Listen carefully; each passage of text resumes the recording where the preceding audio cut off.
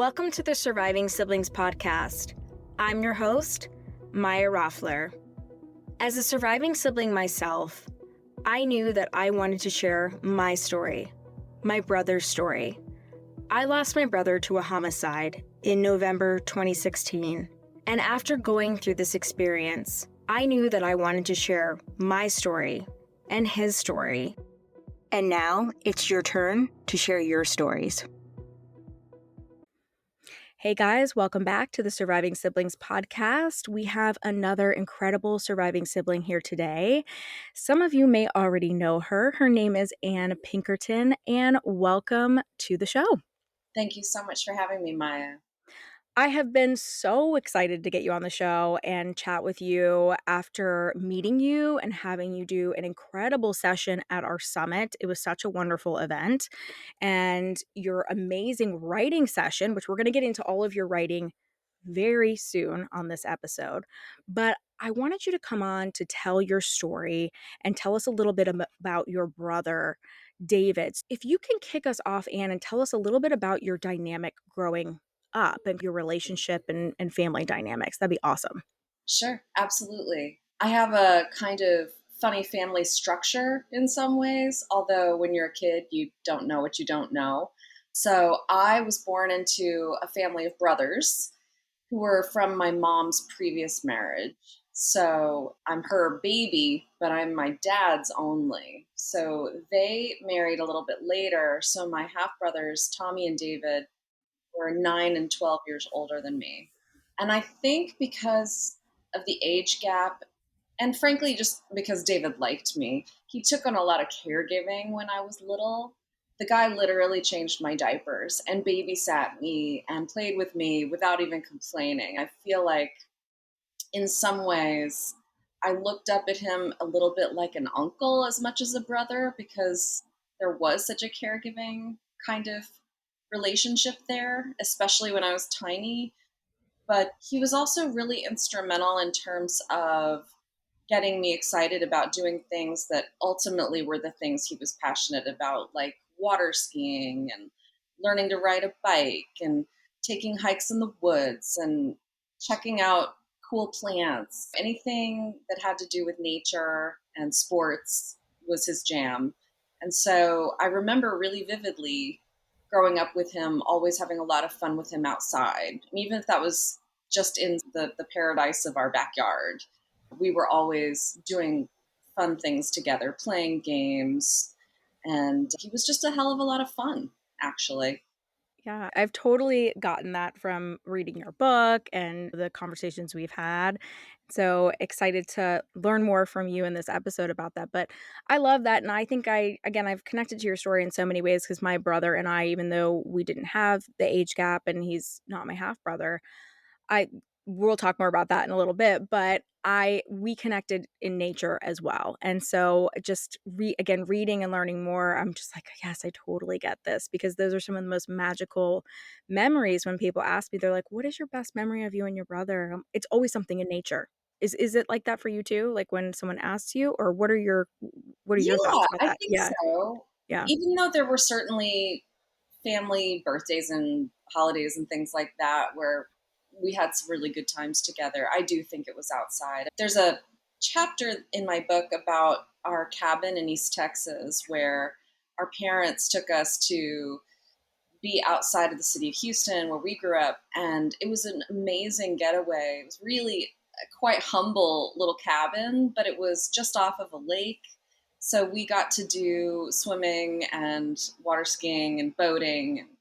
We would throw in a boat and just go around and check out the trees and the frogs. And so everything I think about when I was a kid that was really magical with him had to do with being outside, doing something fun in nature.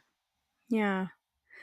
So tell us a little bit about, because David was a little bit older in life, not crazy old. He definitely should have been around a lot longer, but he had quite the life for a while. So tell us a little bit about your dynamic as adults and like how that evolved. And then of course we'll talk about, unfortunately, how he passed. Sure. Because he went off to college by the time I was in elementary school, I visited him a lot when he was at the University of Texas, Austin, where he was studying pre-med. I think he maybe started actually studying biology and realized that was not going to be the lucrative career he was looking for.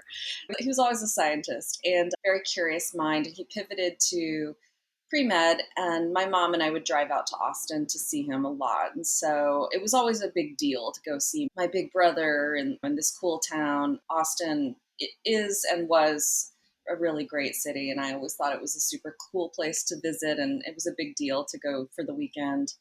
And then when he ended up in medical school in Galveston at the University of Texas medical branch there, I would similarly go out to visit him with my mom. And that's where I got to understand him as a doctor. There's some scenes in the book that really go into him doctoring that are interesting and harrowing in some ways. But it was really fun to get to know him as a doctor. And then I'll never forget that in Galveston, which I think most people know is right on the Gulf of Mexico, is actually where he got involved with triathlons. And so I remember going and seeing him run down the seawall there as part of a race and swim in the Gulf of Mexico and ride his bike around there. So it feels like to me, even though we were always an active family and we did lots of stuff like that, he's the one that kind of took it and really became competitive with it. And I feel like probably someone in my family would tell me I'm wrong on the timing, but I feel like it was in medical school when he really got excited about competing, and that the triathlon was one of the sort of gateway drugs to him loving to do all things competitive in the outdoors. He's always Yeah. been liked to do everything. Yeah, which you talk about quite a bit in the book, and I felt like I got to know him quite a bit because of that, and so I definitely wanted you to touch on that and, like, when that moment happened, and I think there's a lot of insight to what you're saying too, because that's how you remember it, and I think that's what's really important in anybody's story, is that we all have our own unique relationship and memories, and you being significantly younger than your 2 brothers, like, you have this interesting perspective. And I think that's, again, what I try to always convey in these episodes, that yes, maybe other people in the family remember things differently, but these are your memories and this is when you remember this moment. And I think there's a lot of beauty in that. And that's why it's important to share our perspective as a sibling. This is the journey I remember. I remember visiting him in school and then in medical school. And then this is what he was doing. And it helps paint not only us sharing the story of our sibling, but also like our memories. I think it's important. Thank you. I do too. And I as a writer and as a memoirist, I memoir coming from the word memory, which we all know is fallible and slanted, and everybody remembers different things about every situation. I do think whatever we remember and why we remember it says something true, even if it isn't what a journalist would say is fact checkable. Because I do think what we remember matters and it tells us something unique about the experience. So I Yeah. agree. And I have a little disclaimer in my book about that because I admit everybody remembered things differently. And I think when someone dies, that can also be really strange and disorienting if people are remembering things differently and then you get into it. Yeah, I agree, and I've gone through the same thing, and I'm sure a lot of people listening to this will be like, "Yeah, I remembered it this way, but my brother or sister or my mom or dad remembered it." Because it's no, and I think Totally. that's an amazing thing to touch on in this episode, and yeah, I love that you have that disclaimer in there too. I think it's great. So tell us a little bit about where, as we're leading up to talking about how David died, tell us a little bit about where you guys were in that moment in time, like in your relationship, where you were. You go really deep into this in your book where you close, but we'd love to hear your insight in that and paint a picture. Where were you? Where was he? What was going on in your lives at the time? Sure. So I moved to Massachusetts at 18 to go to college, and I never went back to Texas, much to my family's chagrin. But we had a geographic distance at that after that time. It's interesting in retrospect, feel really sad that I didn't get him to where I live more. That was one of the things I was always trying to cajole him to do, and I was trying to sell him on the fact that I live in an area where there are small mountains and there are bike paths and there are all these fun things. And this is the thing that I think all of us who've lost someone in our lives think about in retrospect is we thought we had time, and ended up that he only came up here for my college graduation and then for my wedding. So we didn't get to spend a lot of time doing things up here. And I did feel the distance in a way that was sometimes painful to me. And certainly I went back to Houston regularly to visit my family, so I got to see him there, but it was never as often or as, I don't know, as deep or rich as I wanted it to be. And I think there was a little girlness about me looking up to my big brother that never ended because I always thought he was the coolest.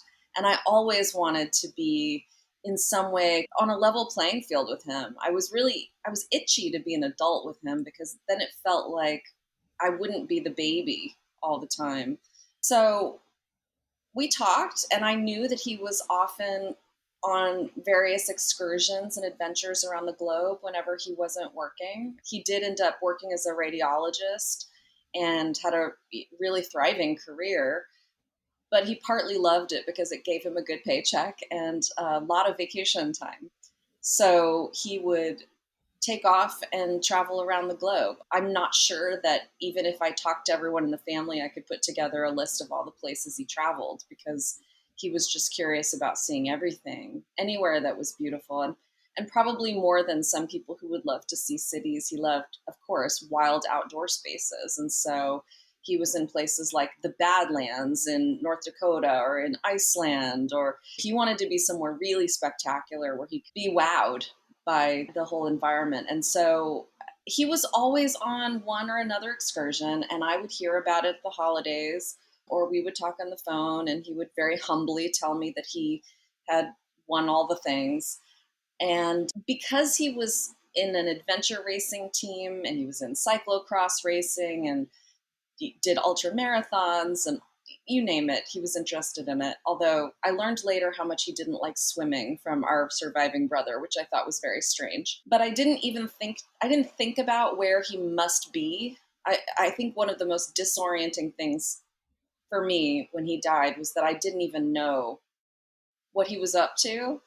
It was just always another thing, and I would hear about it when it was over, and I would hear how it went. And so I wasn't always tracking exactly where he was, but it turned out that he had taken off on some solo excursions, which didn't terribly surprise me because after competing with teams, I knew that he was interested in doing some stuff on his own. But I didn't know that he had taken off to Colorado to try to scale all of the Colorado 14ers, which are 50 plus 14,000 foot range mountains. Right. So, Huge. yeah. Yeah, yeah, Yeah, I just got back from a visit there, and I can tell you again how very huge they are. yeah. Now, Anne, I know it's so wild that we're recording this episode and you just went there. It's like perfect timing. Was that the first time you had seen those, or was it just like a refresher for you where, wow, this is where my brother was? Or was this the first time? This is an interesting thing that I wonder whether some of your listeners would resonate with is that it's actually the third time I've gone back to the mountain where my brother died, which my even my own family thinks is very strange. But I've been very curious about the different ways people grieve and the different things that work for different people. I think before I lost my brother, and he was certainly my first major loss, I didn't really have a good sense of just how weird it would be to be around other people who were processing things so differently. So I love going back to the mountain. It felt this time, especially like a sort of pilgrimage that was just an homage to him. It was just a place to go connect with him. And for the first time, and as it's been almost 16 years now, for the first time, it wasn't really terribly sad. The first time I went was the year after he died with our mom, and that was really intense. And then I went on the 10th anniversary with my then husband to mark that big date and to finally let go of the ashes that I had been clutching. But this time was really cool. I took my best girlfriend. We were exploring and stopping everywhere that seemed cool. And it just, honestly, I'd say I came down from the mountain. I did not climb the whole mountain, to be clear, but I went a little ways up. And when I came down, she said, "Was this sad for you?" And I said, for the first time, it really just felt like I think he would be excited that we were on an adventure together. I think he'd be pleased that we're outside doing something fun and different in a really gorgeous place. He did do me the great courtesy of dying somewhere extraordinary. Right. Thanks, David. And maybe I wouldn't be making pilgrimages if it was in some awful place. Right. But the San Luis Valley in southern Colorado is just spectacular. Yeah, for me, it felt really. I'm not a terribly spiritual person. It felt almost like I just went to church. It Wow. really was like, and it's funny because I always thought, going back to this issue of nature, that David and I always connected over nature, and that nature was really our church. Neither of us were terribly, at least not in any kind of organized religious way, involved in that kind of thing. But I think getting outside has always brought on those there's something bigger than us feelings. And so being at the mountain it really did feel like almost holy. It was really cool. We hope you're enjoying this incredible episode of the Surviving Siblings podcast. I'm your host, Maya Roffler. We'll be back in just a minute after hearing from our incredible sponsor.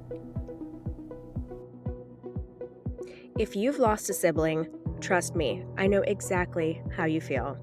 I'm Maya. I'm the host of the Surviving Siblings podcast, but I'm also the founder of Surviving Siblings Support. I know that going through this experience is extremely difficult, whether you've lost a brother like me, a sister, or perhaps more than one sibling. Trust me, we know exactly how you feel. So that's why I started our Patreon account. You can click below to find out more about our Patreon. If you join our Patreon group, it'll give you just a little bit of extra support that you need along your journey as a bereaved sibling, or as we like to call it, a surviving sibling. We offer monthly support groups. We offer a free copy of our grief guide that is actually found on Amazon. It's called The Grief Guide for Surviving Siblings. We also offer direct messaging to our community and to me for extra support. And we have incredible events. We have workshops throughout the year that you'll get access to, and you'll also have access to our summit that happens annually. And so much more as you'll connect with a community of surviving siblings that understand the journey of losing a sibling. You can click below to join us today and also check out some additional VIP features that we offer. I hope to see you in the group, and until then, keep on surviving, my surviving siblings.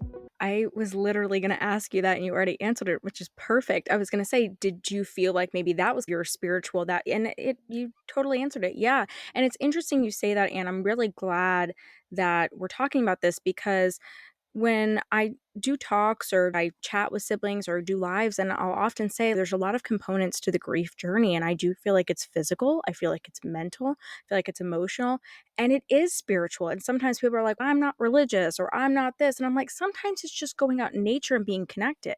I'm not religious, but I'm definitely spiritual. But for me, I connect with you on that because nature was just, again, a thing for me and my brother too. Being out in nature, big connector for me too. And everybody has their own identity and spirituality. It does not have to mean anything religious. I'm very clear when I tell people that. So you're a beautiful example of that because whatever makes you feel connected and helps you along your healing journey is what you need to do. And that's what I mean by the spiritual component of things. It doesn't mean that you are praying to God or Buddha or what, whatever you're into.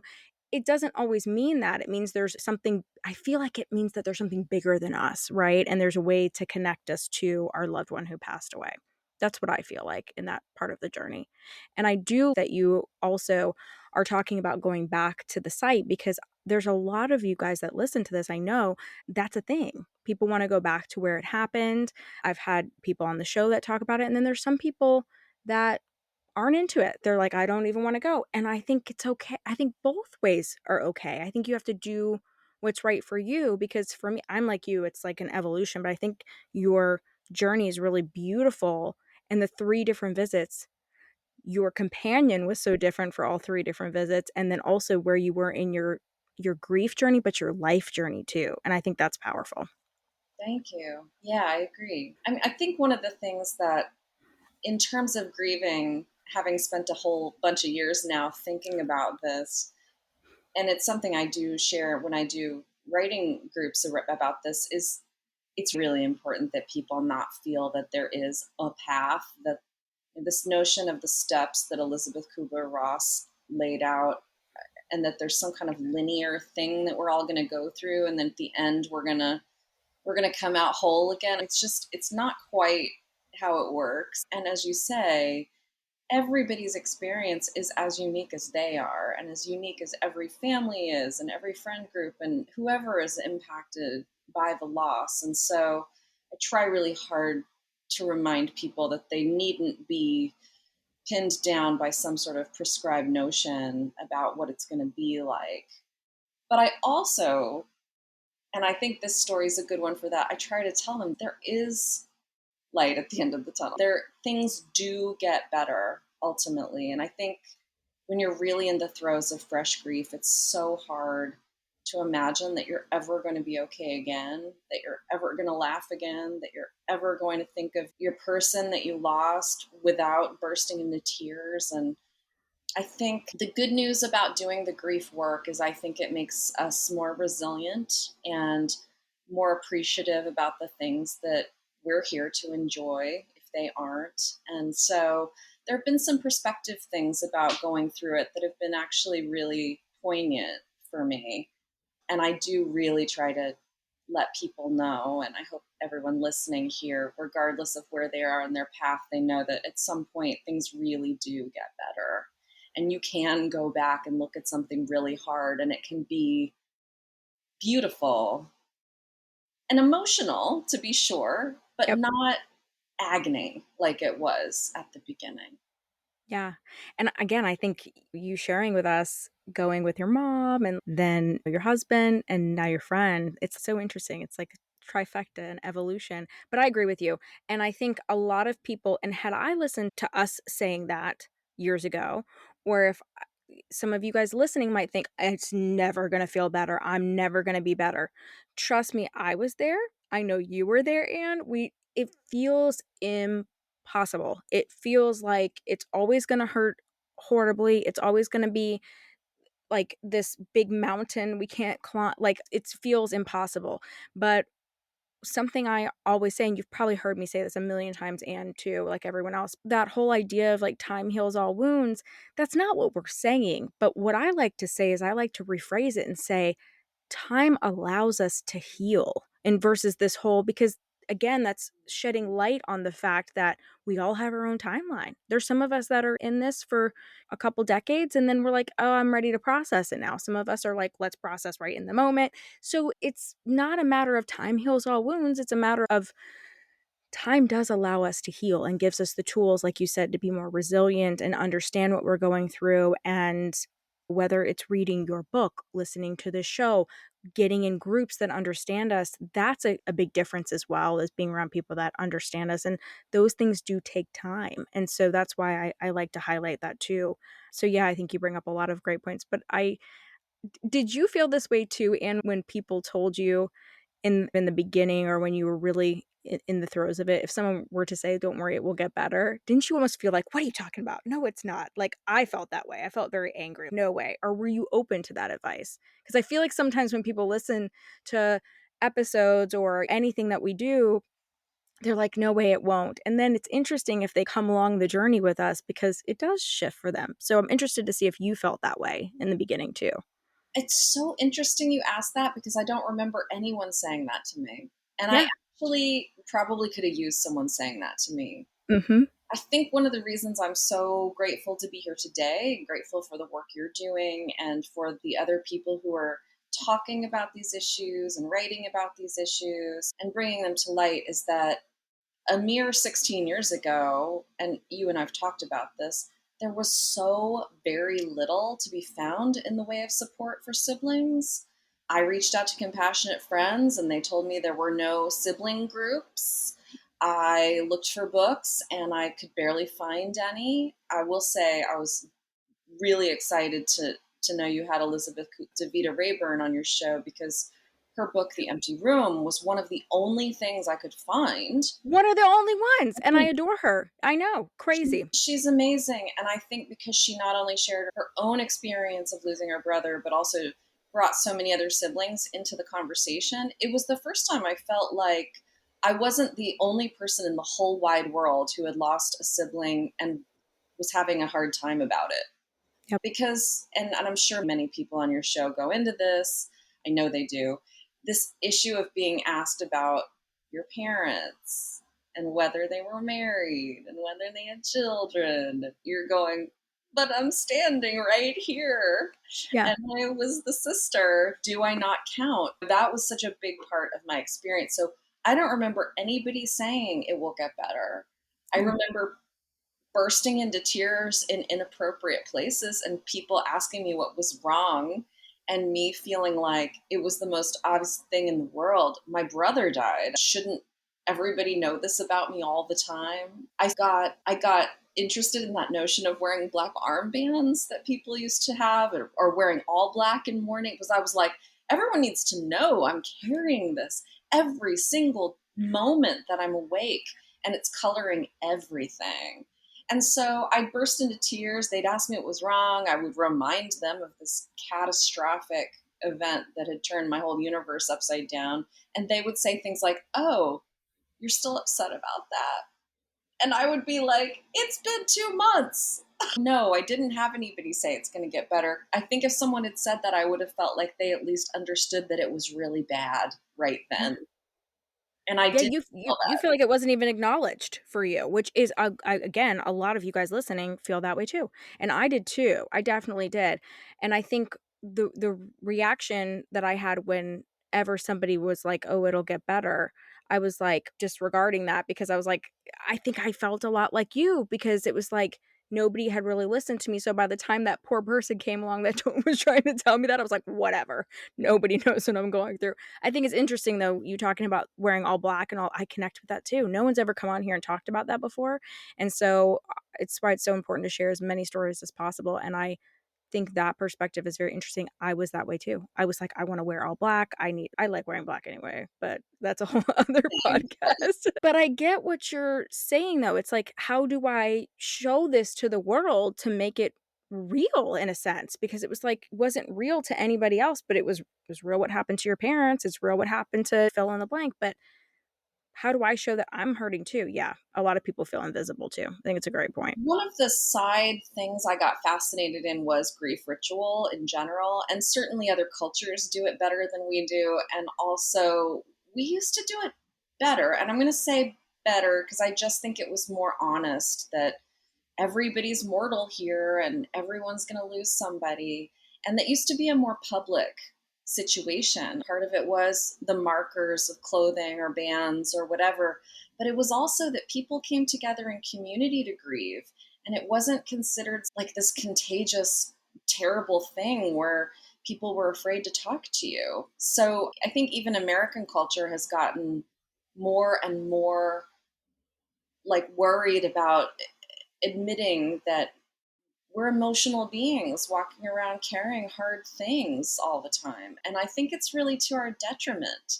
I think it's a sad thing that we aren't talking with each other. Because I also know there's a pervasiveness of loneliness in this country. And I think that doesn't help because I've never been as lonely as I was grieving my brother because I felt so like a freak that nobody else had this happening. And this is what's so gorgeous about the community that you and others are building is that people realize for the first time, maybe they're so not alone. They're incredibly unalone. There are tons and tons of brothers and sisters out there feeling exactly the same way. And so it's not crazy to take this one hard. It's a big one. Our siblings are supposed to be with us our whole lives. It's a rule. That's what we anticipate. It's what we think we can expect. So when the rug gets out pulled out from under us and we lose somebody we thought we were going to have into old age and who knew our origin story, it's a very big deal. Yeah, and another great point you brought up, and knew our origin story, and, like, your brother, he was there watching you, changing your diaper, he knew it all, like, he really had been there from so I totally understand that, but I agree with you on all of that, and I think it's just we've chatted about this before too, but it blew my mind when I first told my story. I just wanted to remember my brother and put it out there, and the people that came forward talking to me, and you guys are still listening and still a part of this community and make it possible, but it's like, I was blown away because I felt just like you, so alone. It was the loneliest experience I've been through my entire life, and I've been through some other stuff, but this was the loneliest experience because you felt weird. You felt like this is not supposed to happen. Nobody goes through this. So, not true. A lot of people go through this. Millions and millions of people go through this. It's just not being talked about. And now we do, thank God. But I think that was a moment for me because I was like, "I don't want all these people to connect with me, but oh my god, I'm not alone and I'm not crazy," like you said. And that is a moment, and that is really a turning point, I think, in all of our journeys, and hopefully everything that you're doing, I'm doing, everybody out here telling their stories, it changes that. And I wanna get into a really important part of your story and David's story.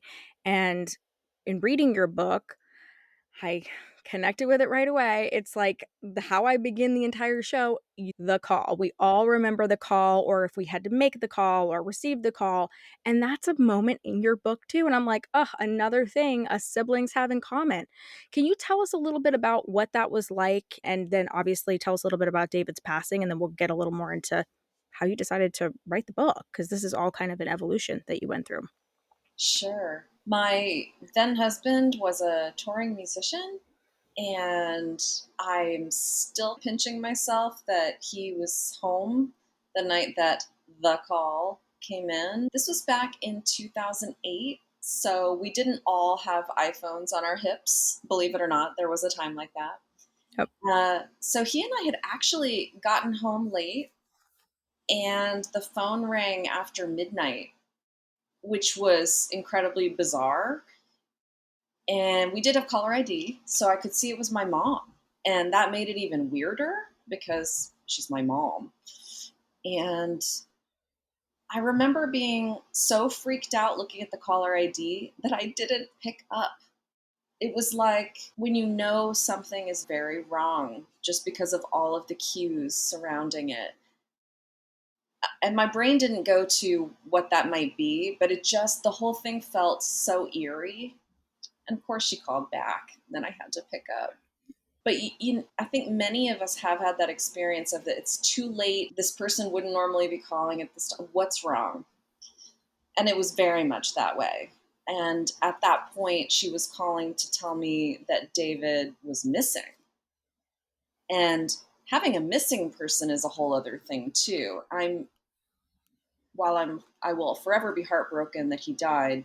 I think it would be much, much harder had we not found him and found him quickly, because the missing part, ooh, that puts you on pins and needles in the weirdest way. And I did a lot of bargaining during that period of almost 2 days while we waited.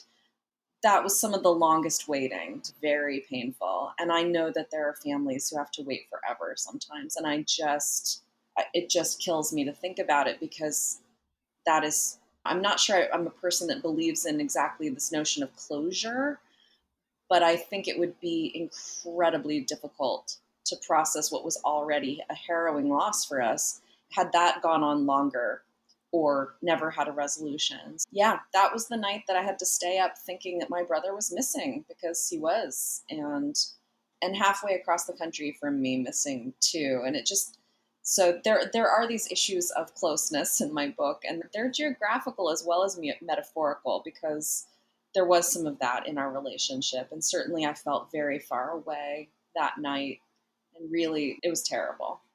Yeah, and I really love that you touched on the missing aspect of it because there have I have gotten countless messages or just different comments from people before. They're like, I've had my sister or I've had my brother missing for 10 years, 15 years, 20 years, different. And I connect with what you're saying, and I think they will connect with that too. I'm sure you guys will if you hopefully listen to this incredible episode because I'm with you. I don't believe in closure. It's just I think it's an interesting word. It's an interesting concept, right? I think there's always unanswered questions. So it's why I have trouble with closure too. But I do think there's a finality that happens with it when you're like, okay, I know this happened. This is real. When there's always that kind of hope or like bargaining opportunity, right, for you to be like, "Maybe this just happened," like, it dilutes the finality of it, and so I really Absolutely. connect with you. Yeah, Knowing my brother the way I did, I there's a narrative that I could play out that he was just traveling somewhere right. forever, and that someday he'd come back. It could be very open-ended in a way that wouldn't be very healthy. And so my heart really goes out to people who have someone missing. I think that's got to be one of the hardest things you could possibly go through. Yeah. I think so too, and it's always a challenge for me when I hear that, but I have so much empathy and as do you, and you went through that experience for 2 days, like, we don't know what's going on, like, a difficult so walk us through that a little bit, and I know you go in detail in the book, but just to give us some perspective, what was it like when you went through this? Obviously, you've explained we all know how difficult that would be to not know, but how were you feeling once you knew, and what happened next for your family? What was that like? Was interesting. I think a lot about wills and estates and final wishes and things because David died without any of those documents. And please, everyone, even if you're 25, have a will.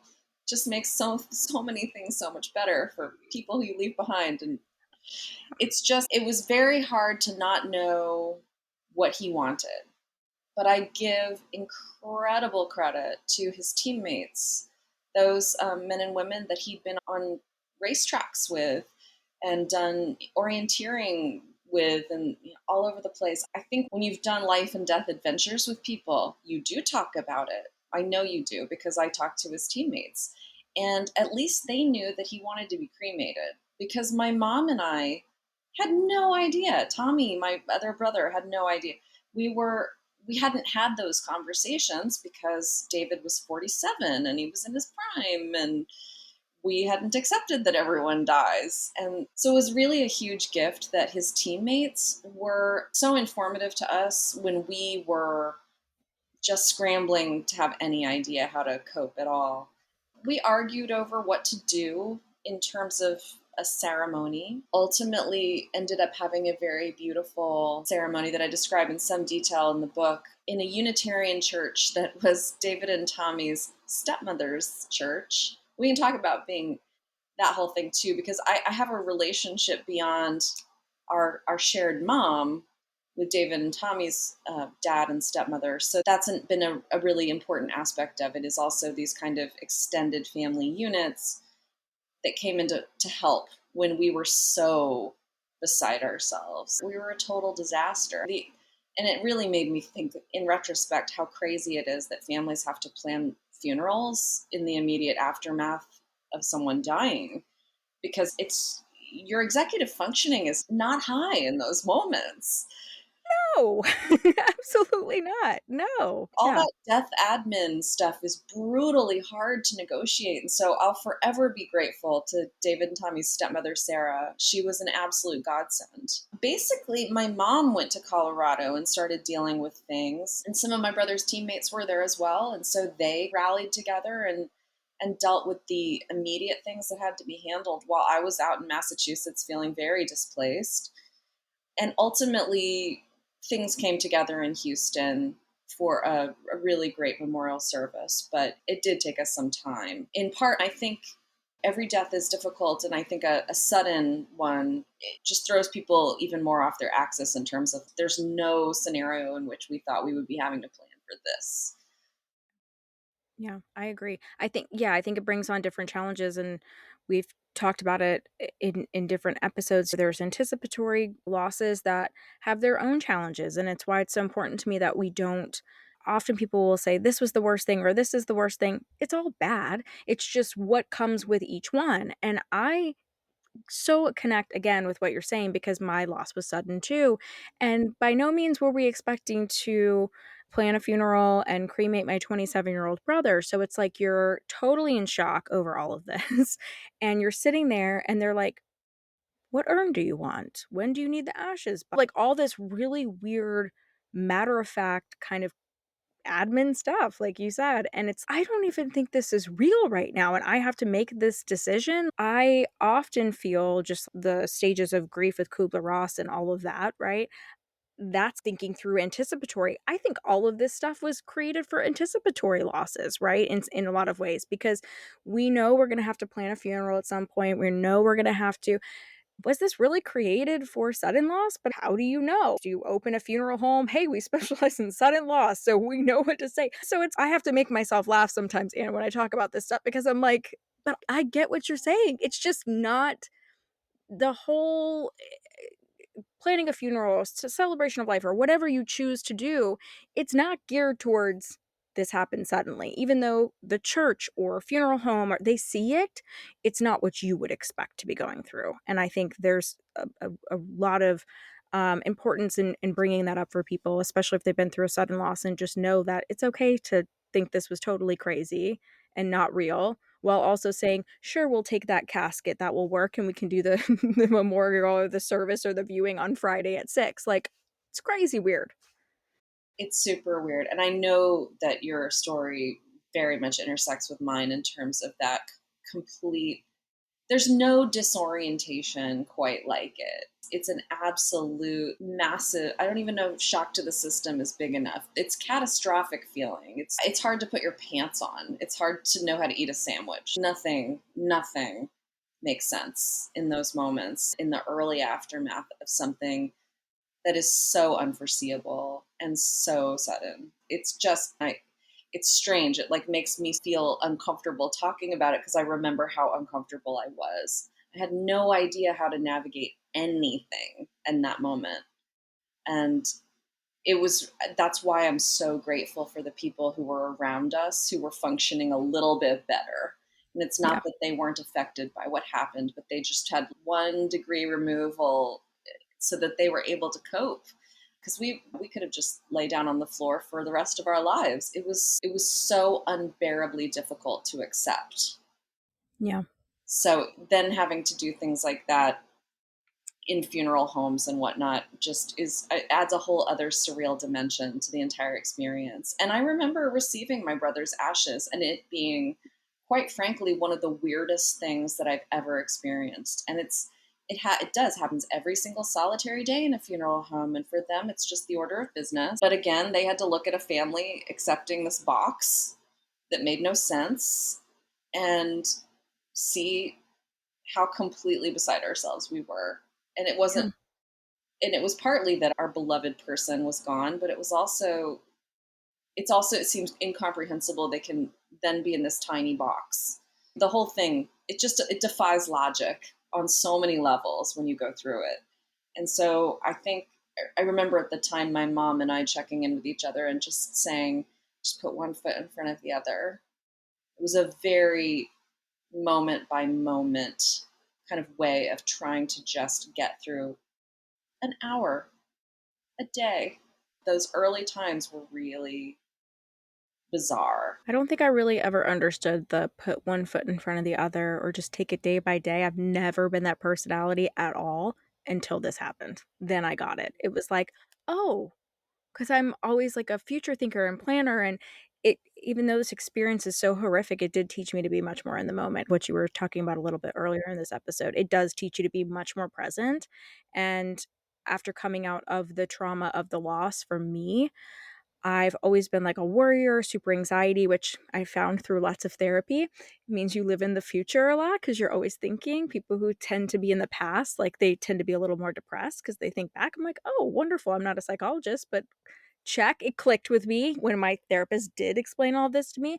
And it's allowed me to be more in the present. So I'm really glad that you brought that up earlier too, that it, this is horrific to go through this, but it does teach you certain things, and everyone has their own, it sounds weird, but everyone gets their own gifts out of trauma and loss.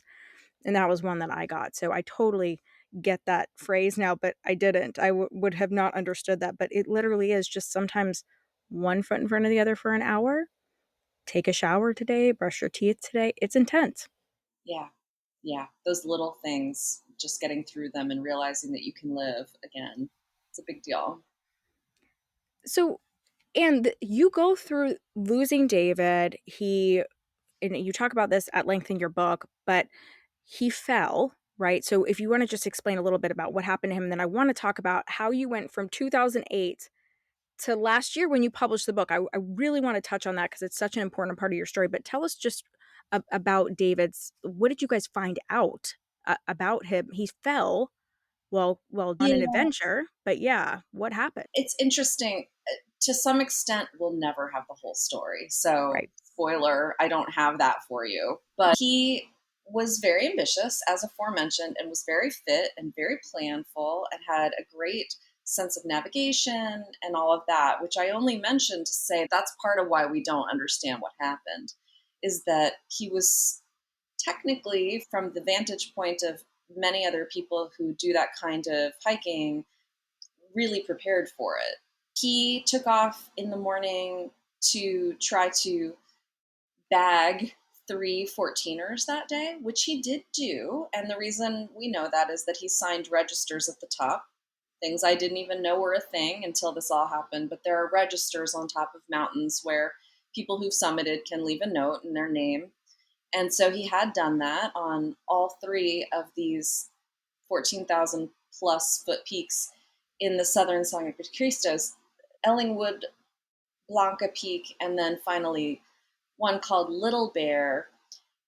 And it's funny, his stepbrother and I both got very involved in trying to understand what happened. And there was this almost obsessive need to understand, why was he there? What was the weather like? Who found him? Where was he? What could have happened? And ultimately, there were some really strange media reports that came out afterwards that weren't right. The coroner's report said certain things.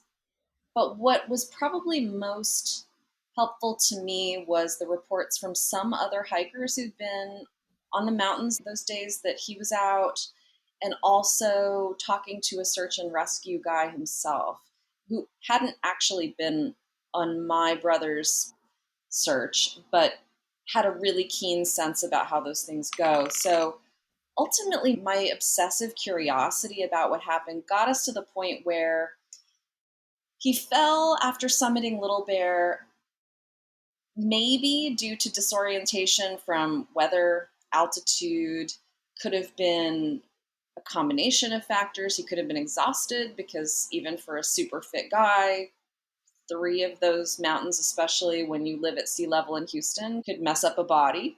But again, my brother was a doctor. He knew what happened to bodies. So a question I want to ask you because of that, Anne, is I get this all the time, and I'm sure you do too from people.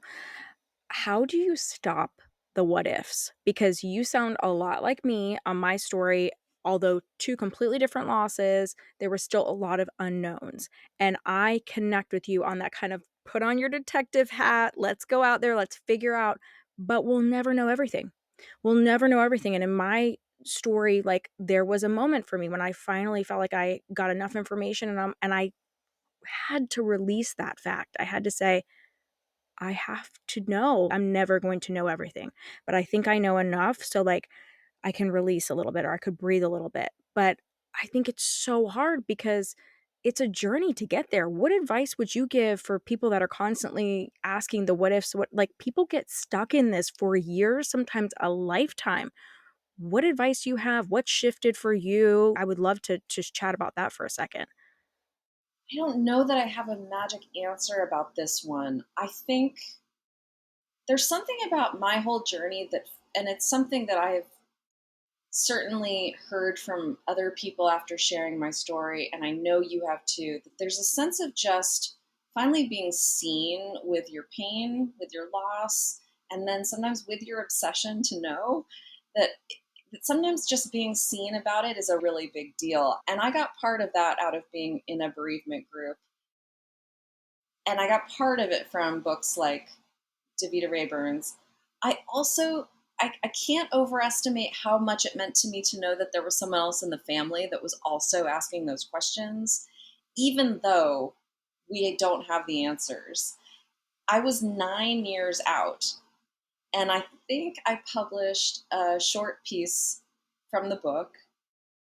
And my brother's stepbrother reached out and said, I have some information you might want. And because he is my half brother, stepbrother, we don't talk all the time. We don't have a regular connection. And I had no idea that he had been down a similar path all these years, trying to put together the pieces, and that he'd done some research that I hadn't done and hadn't been able to do. It was really affecting to me to know that someone else was wondering all of these things, even though we didn't get to an answer. And I remember getting off the phone with him after he shared all of his kind of detective work with me. I went and took a shower and I bawled my eyes out in the shower. I was married at the time and I was like, I don't think I even feel comfortable being such a hot mess 9 years later. But he just opened this valve and I just cried my eyes out in the shower. But it was partly relief that someone else, again, didn't think I was nuts for feeling the way that I was feeling and for being obsessive about trying to get some sense of, if not an understanding to what exactly happened, to get some meaning out of it. And I think that's been part of the process that's been so powerful for me, is that you talk about so well about the things that we learn through these processes and what we walk away with in terms of that ability to be more present and to have a different perspective about things.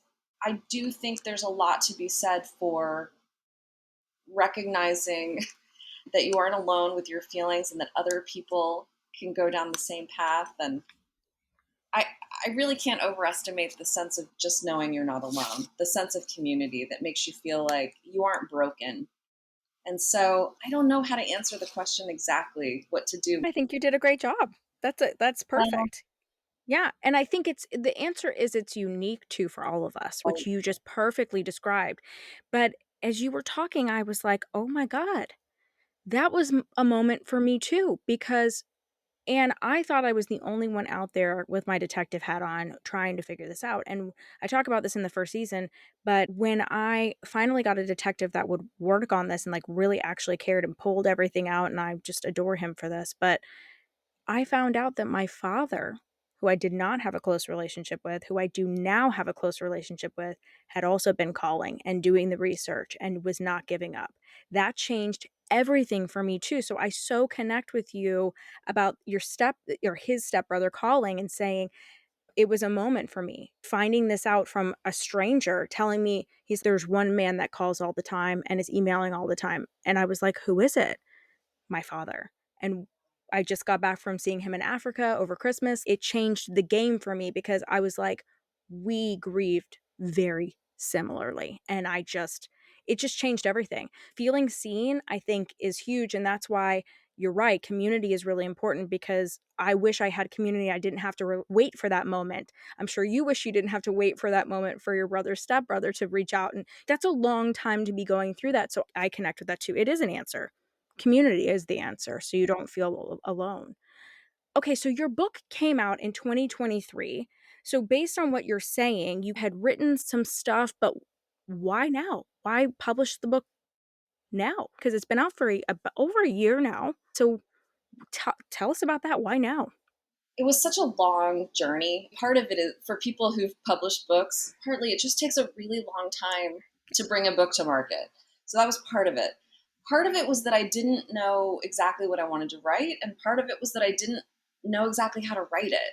I legit went back to grad school at 41 to figure out how to tell the story. I had been a writer in undergrad, studied a ton of poetry, and I'm a marketing communications person to pay the bills. So I do a lot of writing for my day job, but it's really different kinds of writing. And I found a program that was all creative nonfiction, and it just really spoke to me.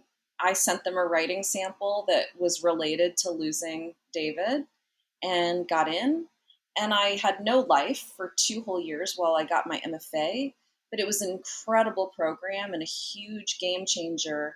Really helped me shift from the old adage being having a story to tell and then becoming a storyteller. I finally felt like I was more equipped with the tools, and I left my MFA program with a thesis that was an early draft of my book. So that's part of how it came to fruition. For anyone who's been in grad school, especially while they worked full time, all the way through, I needed a serious break. And also, writing about my brother for 2 years straight was emotionally really difficult. And certainly, that's something I talk about a lot in my writing workshops is how this stuff takes time because the material is so hard. So, that's a huge part of it, too. But I did take a year off from the manuscript after I graduated. Then I finally was awarded my first writing residency where I finished a complete draft. I knew that the book was actually done in terms of having a real completed feeling. And that was 2019. So you'll understand if my manuscript was done in 2019 that pitching a book at that point started to be a real problem because we had this little pandemic situation. Oh, And yeah. despite what was going on, nobody wanted to touch a grief memoir. And I still don't think it's a sexy thing for publishers. It's not a beach read, or at least not for most people, although someone did tell me they took my book to the beach and I loved it. But it took a really long time to find people who were willing to work with me on it because memoirs can be hard to sell, and griefy things, as we've talked about, aren't things everyone wants to touch. But I really wanted to tell the world about David. That was a big motivation.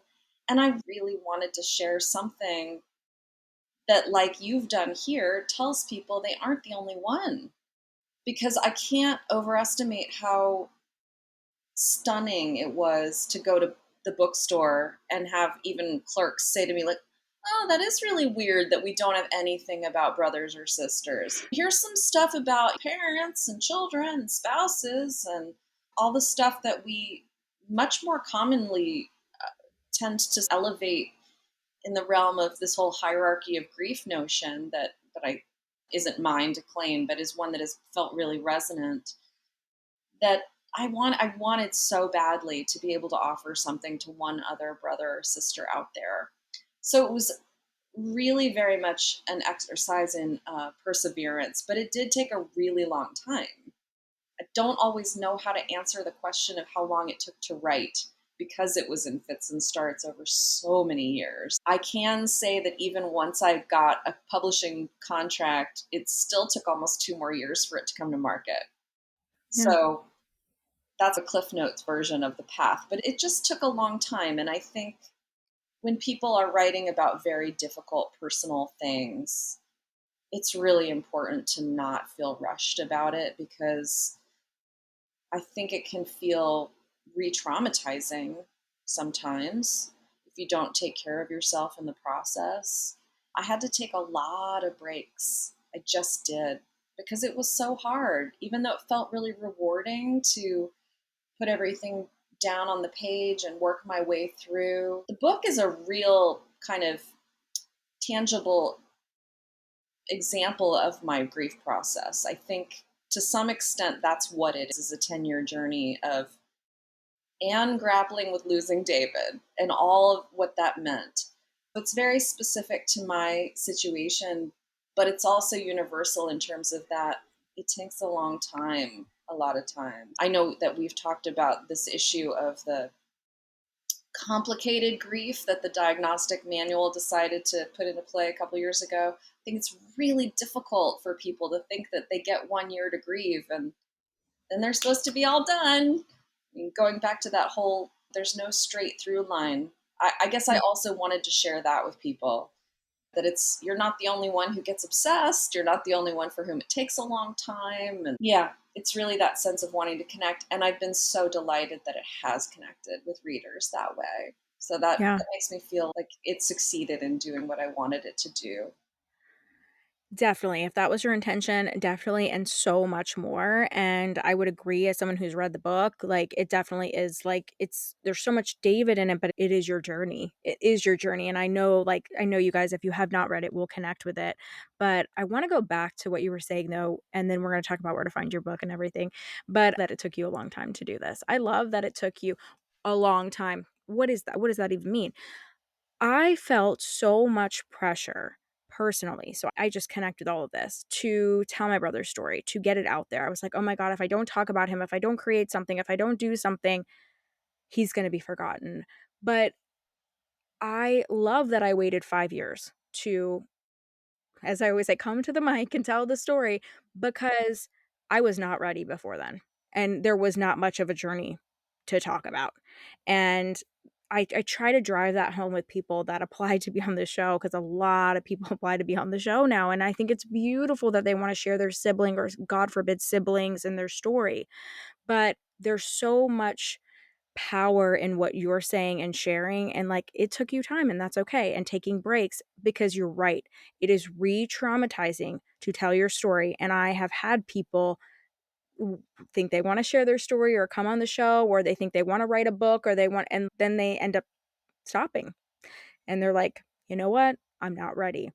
And Yes. I don't know if there's ever like a perfect moment to be ready, but it takes time because I think we, especially when we're heavy in the grieving, right? In the first 1 to 2 or even 3 years, again, everyone has their own timeline, but we think if we talk about them and we share it, like we just think it's, I personally stepped back and I was like, I don't really have much to share. I'm angry. I'm not really ready to do this. And I think it's great that like your journey and what you went through. And I think it's so cool that you went back to school and you were like, I want to do this and I really want to be invested in this. And the book turned out great. It really shows, but it shows a journey. It's not just like this happened to me.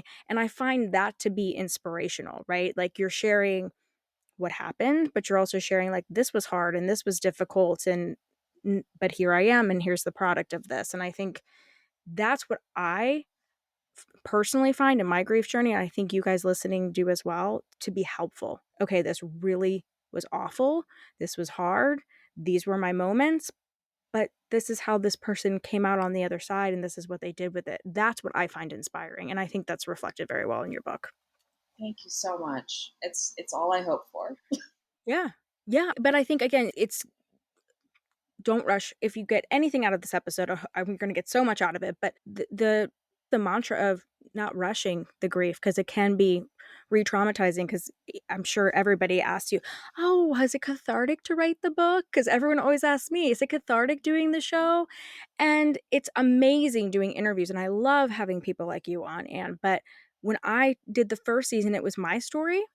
It was everything you described it to be. It was re-traumatizing, it was sad, it was happy, it was a relief, it was so many different things, and people don't always understand what it takes to really go, because you have to go back into that time and live it to actually be able to express it appropriately. And it's not for everyone, and that's No. okay. Yes. But I do remember an early writing professor in my program who had also written a book about grief, asking me, how long has it been? Because I think for her, that was a barometer of whether I should even be writing. And when I said to her, it's been 7 years, she said, okay, fine. But I knew that if I said, oh, it was a year ago, she was going to be like, you're going to want to just go to therapy for now. We'll talk to you later. Yep, And yep, I and also, people always ask me that too. They're like, why wouldn't you have people on in recent grief?" I'm like, "Come back and talk to me in a couple years and you'll know why." But there is an emotional component to it, there's a psychological component to it, there's a legal component to it. There's just you don't have much of a story yet because you're in the thick of the journey, for or sure. sometimes you're just in the fog. Yeah, I Hmm. think that's interesting that even your professor was like, "How long has it been?" Because when yeah, I get yeah. it now, for sure. Okay, and tell us, we're obviously gonna put this in the show notes as well, but tell us where we can find your book. Sure. You can find it at my publisher's website, which is vineleavespress.com, but it's also available at all the normal places you would want to find books. Your independent bookseller can order it for you, which is wonderful because that brings exposure to the book and it helps your local industry. So that's my favorite. Bookshop.org is a good online resource if you need to go that route. There's, of course, the one that starts with the capital A that all of us authors have to do business with, Barnes Yep. and Noble. It's also available as a Kindle format through Apple. Perfect. And of course, again, were you close? We'll include that in the show notes. And if people want to connect with you, Anne, what's the best way to connect with you? Probably through my website, which is annepinkertonwriter.com. And there are links to my social media handles there. There are places to buy the book. There are grief resources. There's all kinds of goodies on there. And you can also email me from there if you want to be in touch personally. Perfect. And thank you so much for sharing your story and David and your family with us today and writing this incredible book. It's been awesome having you here. Thank you so much for having me. It's one of the strange lemons to lemonade things that we got to meet. Absolutely. I totally agree. Thank you so much for listening to the Surviving Siblings podcast. If you enjoyed this episode as much as I did creating it for you, then share it on your chosen social media platform. And don't forget to tag us at Surviving Siblings Podcast so that more surviving siblings can find us. Remember to rate, review, and subscribe to the podcast. And don't forget to follow us on all social media platforms. We're on Instagram, Twitter, and TikTok at Surviving Siblings Podcast. All links can be found in the show notes, so be sure to check those out too. Thank you again for the support. Until the next episode, keep on surviving, my surviving siblings.